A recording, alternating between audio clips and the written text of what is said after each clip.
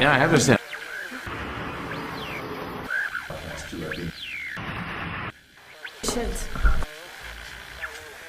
O nosso mundo verdadeiro é muito maior do que o mundo que nós consideramos, né, que é o mundo material. O mundo é principalmente transcendental.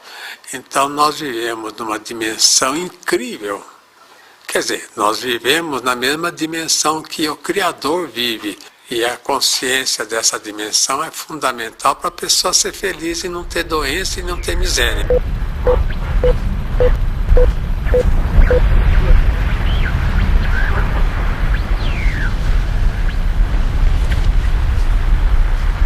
E foi incrível ver aquele motor girar na nossa frente, consumindo quase nada. Você precisa se desvencilhar, né, desses preconceitos, desses dogmas, para poder entender os princípios que levaram ao desenvolvimento desse motor.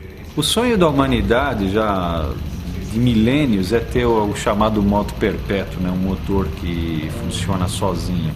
Se a pessoa entra em contato, se ela se permite diminuir a censura e se abrir para esse mundo, para esse universo transcendental, através do interior.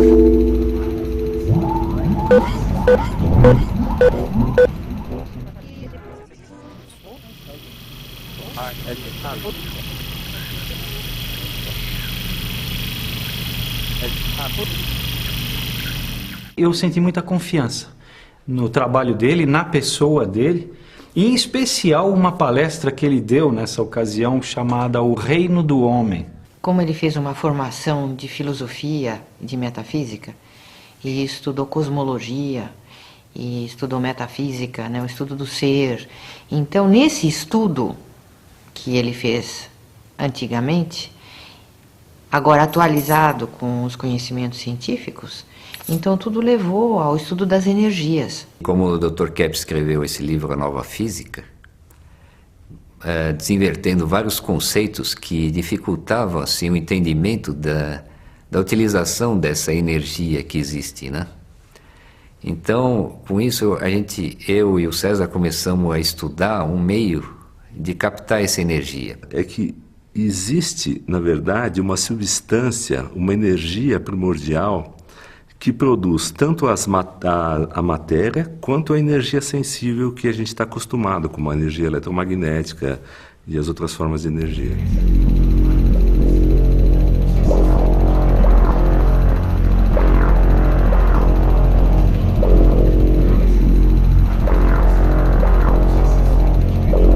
Trilogia analítica, Kepler deu esse nome, porque trilogia significa a unificação dos campos da teologia, da filosofia e da ciência. E analítica, porque é um método científico de análise dos clientes, como uma psicanálise. É um método para entender o ser humano através de uma visão unificada da teologia, da filosofia e da ciência. Normalmente a gente estuda a ciência do exterior, então a gente como se procurasse ver a realidade de fora. Né? Através desse estudo, a gente consegue ver a realidade do centro. E aí você consegue entender todos os campos do conhecimento de uma forma unificada. Né? O universo já é uma maneira de... É o trabalho de uma vida, de uma vida, de uma vida, de uma vida, de uma vida, de uma vida.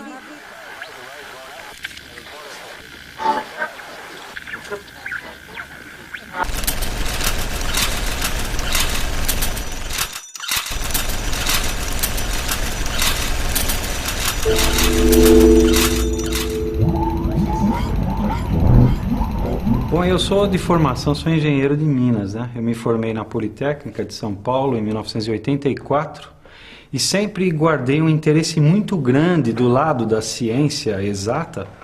Eu guardei um interesse muito grande por questões metafísicas, a chamada paranormalidade. a espiritualidade. E isso você não encontra, por exemplo, numa faculdade de engenharia ou numa faculdade qualquer de ciências exatas. Então eu sempre fui interessado em física, né? Então eu comecei assim nas horas vagas, porque eu e o César começamos a estudar um meio de captar essa energia. Nós juntamos os esforços e estudando vários modelos e principalmente com essa ideia desinvertida do entendimento da física, a gente foi chegando nesse modelo de motor que realmente está mais que comprovado que é muito melhor do que os atuais.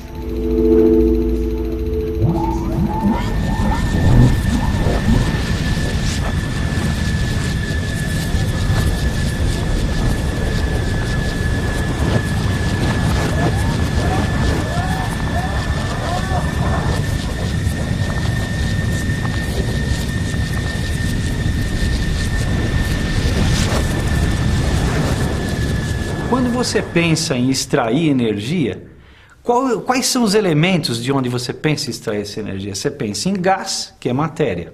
É gás, mas é matéria. Você pensa em gasolina, que é líquido, é matéria. Você pensa em carvão, que é sólido, é matéria. Você pensa em urânio, que é sólido, é matéria. Mas tudo é matéria. A origem é material. Nós estamos esgotando as nossas reservas naturais em virtude de um pensamento invertido. O problema do motor tradicional é que ele mantém sempre a energia num sentido, ele está sempre magnetizando naquele sentido, de um lado e depois do outro, mas assim sem descanso, assim para as bobinas, porque a bobina tem essa característica de quando você desliga ela, ela dá um pico de energia. E esses motores procuram evitar isso, eles eliminam isso até. A ciência atualmente, por causa dessa metafísica errada que ela seguiu, né, ela reduziu muito o seu entendimento, né, porque os dados da metafísica, a metafísica não vem da ciência, como muita gente pensa. Se você não tiver essa base filosófica e metafísica transcendental, você está criando uma ciência dos particulares e não uma ciência dos universais. Então você explica pequenas coisinhas, pequenos detalhes, mas você não tem uma explicação, uma visão do todo. Kepp vê a morte como um tipo de um acidente, uma falha, uma atitude que o ser humano desenvolveu e que impregnou toda a sociedade.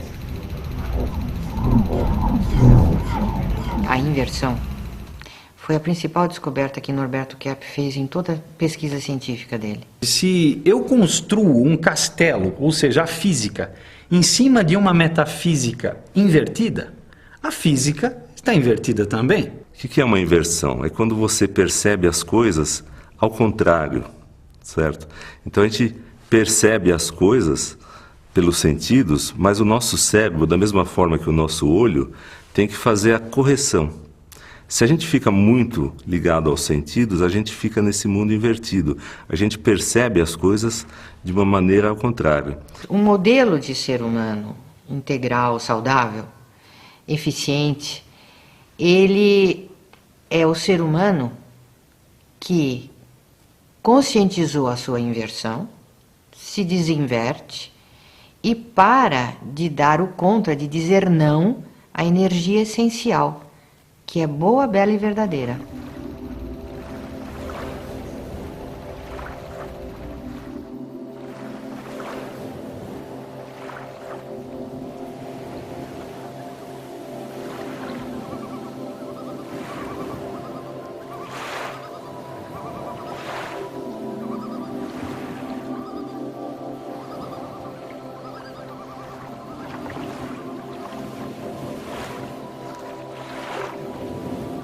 Para a gente ter ressonância, é preciso sempre ter energia nos dois sentidos, né?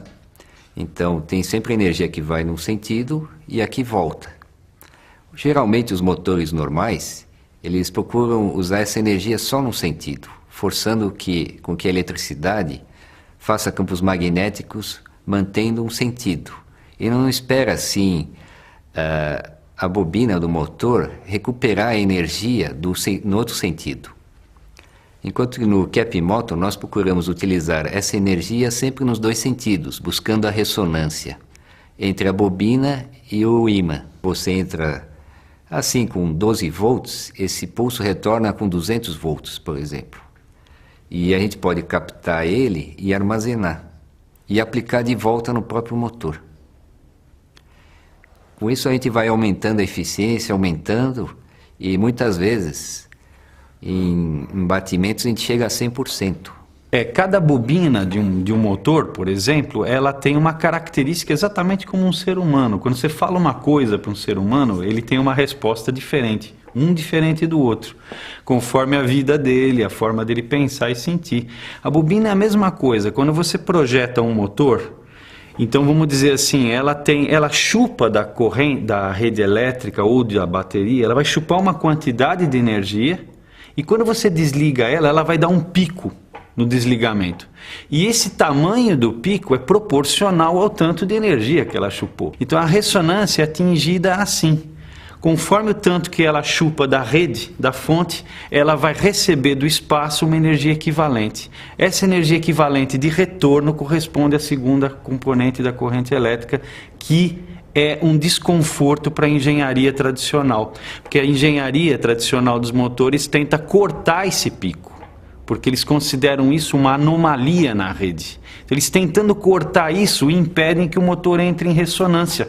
Impedem justamente a segunda componente de energia que vem do espaço, que deixa a bobina fria, que é responsável pela alta eficiência do motor. O motor se move porque você criou uma ressonância com essa energia fundamental.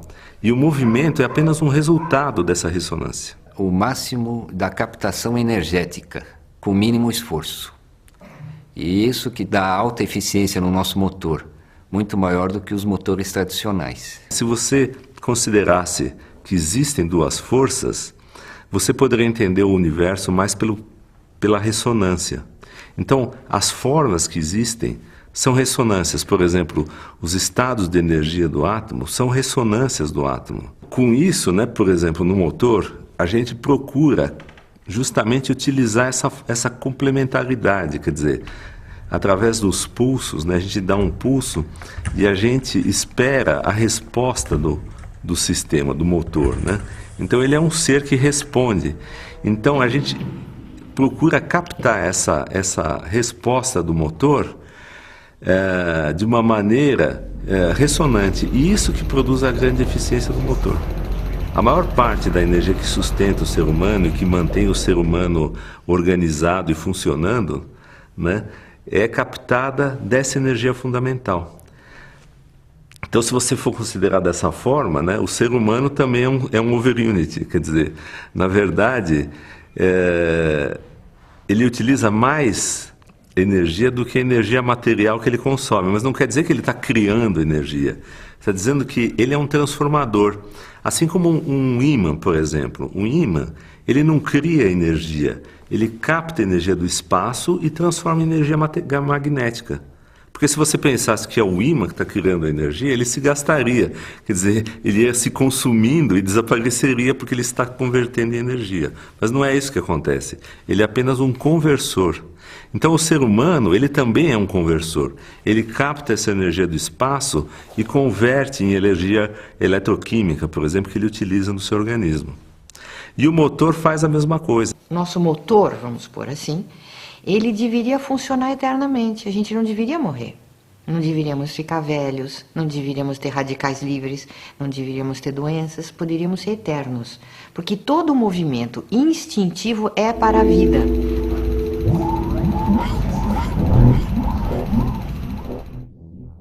O pulsar é a fonte de maior energia, então um motor, uma máquina que convertesse essa energia em movimento deveria pulsar também. Quando a gente energiza uma bobina, a energia magnética vai subindo, até chegar a um patamar. Mas na hora que a gente desliga a bobina, ele dá um pulso que, teoricamente, se tenderia para o infinito, porque a corrente é zero. E esse pulso é justamente uma captação dessa energia no espaço. A parte material do nosso universo, a gente pode dizer que é a ponta do iceberg, quer dizer, a menor parte Então, se a gente ficar limitado aos nossos sentidos, a gente vai perceber apenas uma pequena porção do universo. Então, eu posso dizer que a origem dessa energia vem do tudo. Só que com um detalhe, esse tudo não é algo caótico, como a ciência física acredita, que no vácuo existe uma sopa quântica de partículas caóticas. Não, porque o universo ele é organizado, o universo ele é harmônico. Porque nunca o menor faz o maior, sempre o maior faz o menor. Se você observa a ordem no universo, é porque existe um ser maior, organizador, uma mente organizadora, capaz de pôr ordem em todos os elementos, onde quer que você vá no universo. Ele vê a energia como a essência de todos os seres criados, de todo o universo.